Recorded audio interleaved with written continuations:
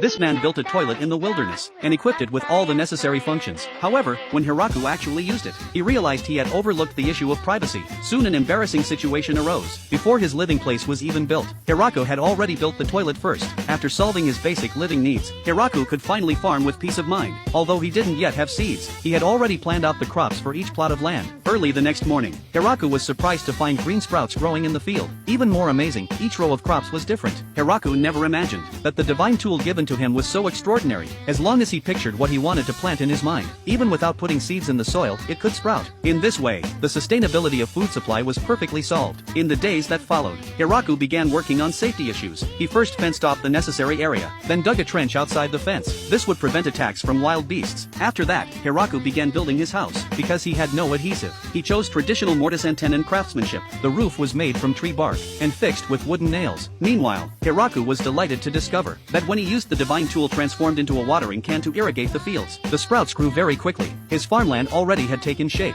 One day, Hiraku was about to farm as usual, but unexpectedly found two injured wolves outside the farm. After confirming they had no ill intent, Hiraku let them in. Seeing the two little ones looking so cute, Hiraku couldn't help but recall the pet dogs he had raised in his previous life, so he kindly fed them some wild boar meat. Upon closer inspection, Hiraku realized their condition was terrible. One of them was even pregnant, so kind-hearted Hiraku gave up his own house for them, and thoughtfully lit a fire at the door. The next day the mother wolf successfully gave birth to 4 wolf pups. To celebrate, Hiraku cut some prime cuts of wild boar meat, perhaps sensing Hiraku's kindness. After recovering from their injuries, they did not leave. Instead, they made this place their home. Hiraku was very happy to have companions by his side, so he built another house nearby, and gave them names. The male was called Koro, the female was called Yuki. In the days that followed, everyone had their roles. Yuki guarded the home, Koro went out hunting, while Hiraku focused on farming and harvesting. Even though life in another world was very comfortable, Hiraku still felt something was missing. Days passed one by one.